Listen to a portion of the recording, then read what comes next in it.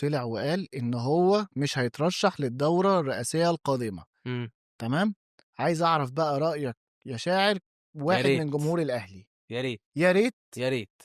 ليه يا ريت؟ مش عشان كُرهًا في كابتن محمود الخطيب، كابتن محمود الخطيب ده أسطورة بالنسبة لي، أنا باعشقها، باعشقها طبعًا إداريًا ولاعبًا، يعني ما يعني هاقول لك إداريًا طبعًا عنده نجاحات كتيرة مع الأهلي ومش هاقدر أنكرها وما حدش يقدر ينكرها، بس حفاظًا على ده بقى لازم ما ينزلش، حفاظًا على ده الدورة الجاية ما ينزلش، ليه أختلف بقى؟ معاك هاقول تمامًا. لك ليه، هاقول لك ليه، اصبر عليَّ بس ما تضربنيش، لأ هاقول مش لك ليه. هاضربك، بس أنت هتقول وجهة نظرك، بس باختلف معاك يا تمامًا عم في أنت الموضوع. سمعتها، لسه ماشي، هاقول لك خلّيني ليه، يا عم أسمعها معاك. هاقول لك ليه. دلوقتي على مدار السنتين اللي فاتوا دول، أنت سمعت كام مرّة أو قريت كام خبر أو أصلًا كابتن محمود الخطيب طلع قال كام مرّة إن هو عايز يبتعد عن العمل في الأهلي عشان الأطباء قالوا له أيوه، لازم راجل تبعد عيان. عن الضغوطات، وإن أنا مش قادر أسافر أمريكا عشان مع الفرقة عشان كذا، وعشان مرضه، يعني هو راجل مريض وربنا يقومه ربنا يشفيه يا بالسلامة رب ويشفيه وكل ويقومه حاجة. بألف سلامة يا رب. طب منين أنت أو كذا خبر أو كذا حد بيطلع يقول يا جماعة كابتن الخطيب محتاج يريّح، وبيفوّض لمجلس الإدارة دلوقتي إن مجلس الإدارة هو اللي يقوم بمهام الرئيس وكذا، وإن أنت عايز تنزل 4 سنين تانيين، 4 سنين تانيين، طب ليه؟ ما هو أنت الأطباء بيقولوا لك ما تن ابعد أصلًا عن الضغوطات، وأنت الفترة دي بتحاول تبعد، بس مجلس الإدارة بيقول لك لأ لازم تقعد علشان أنت بيبو وأنت في إيدك القرارات خبرتك. طب إزاي عايز تنزل 4 سنين تانيين؟ ده صحتك مبدئيًا، عشان صحتك لازم تقعد، دي حاجة. الحاجة التانية إداريًا لو أنت أصلًا تعبان وعليك ضغوطات تمام، مش هتبقى مركّز دايمًا في الإدارة بتاعة الأهلي، ما أنت تعبان، مريض، يعني ما تجيش على نَفْسك عشان الأهلي، إحنا عارفين قد إيه أنت بتحب الأهلي، وقد إيه الأهلي حياتك، وقد إيه أنت نِفْسك الأهلي يبقى في حتّة تانية، وإحنا بنحبك ومقدّرين كل ده، بس بييجي وقت لازم خلاص أتنحّى. عارف أنا أتبسط جدًا إيه، إن كابتن الخطيب مثلًا خلاص يا جماعة أنا فعلًا مش هانزل وقراره صح وأنا باساند ده، هتلاقي جماهير الأهلي كلّها ثقةً في كابتن محمود الخطيب رايحة ورا ده، فاهمني؟ يعني إيه، يعني مثلًا يا جماعة والله العظيم أنا خلاص أنا مش قادر وأنا تعبت، بس أنا باساند كابتن مثلًا يعني أنا ما كابتن أعرفش خالد مرتجي. خالد مرتجي، خلاص هتلاقي الناس اللي كانت مأيّدة كابتن محمود هتُقف ورا ده، فخلاص إحنا عارفين إن ثقة كابتن محمود الخطيب في خالد مرتجي، فهنفضل وراه، تمام؟ تمام معاك. فعشان كده لازم ما حلو، ينزلش. دي وجهة نظرك، آه، صح؟ حلو، أنا باختلف معاها تمامًا.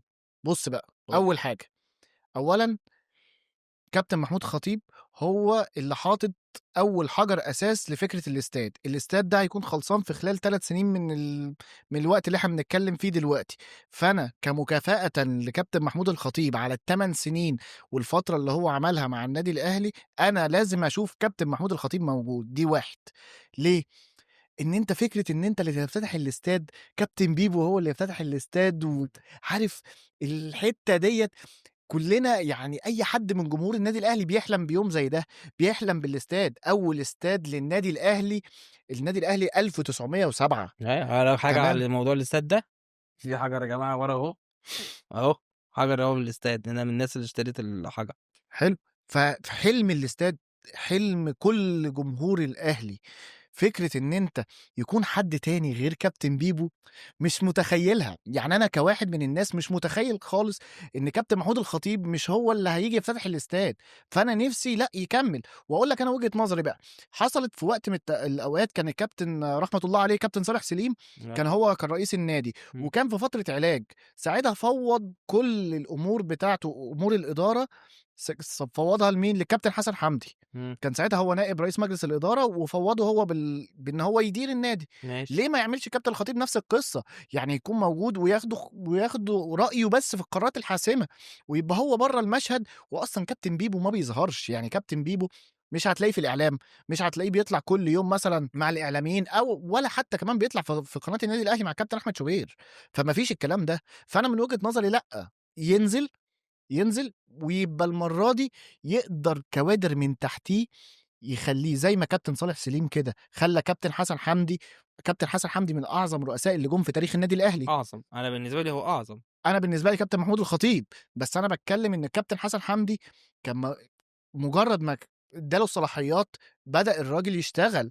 أنت في الأهلي منظومة، منظومة ماشية بأمور نظامية، مش بأمور إن أنت واحد هييجي يغيّر في المنظومة. ال أنت كيان، مش فكرة بس فكرة إن أنت قاعد ده يمشي يغيّر لك النظام من الأول والآخر، ده مش الأهلي يا ده مش الأهلي، شاعر. ماشي، أنت أصلًا قُلت كلمة دلوقتي هي بتثبت وجهة نظري، بمعنى إيه؟ المنظومة، أنت نادي منظومة، مضبوط. صح؟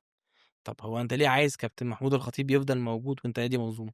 عشان ده الرمز بتاعك، وأنا باقول لك حلم كل أهلاوي أو كل الأهلاوية حلمهم يشوفوا كابتن محمود الخطيب ده وهو رئيس نادي، أيوه، إن هو اللي ييجي يفتتح الاستاد، ليه؟ حلمه، عارف أنت أنت حلمه دلوقتي هو أنت الراجل ده من زمن دلوقتي أنت الزمن. دلوقتي أنت دلوقتي كابتن محمود الخطيب جه قال أنا مش نازل زي ما هو قال دلوقتي، وبادعم خالد مرتجي إن هو يبقى الرئيس، أو بادعم X هو اللي يبقى رئيس، تمام؟ فترة لمّا ييجي يفتتح الاستاد، تفتكر بيبو مش هيبقى موجود؟ هيبقى موجود.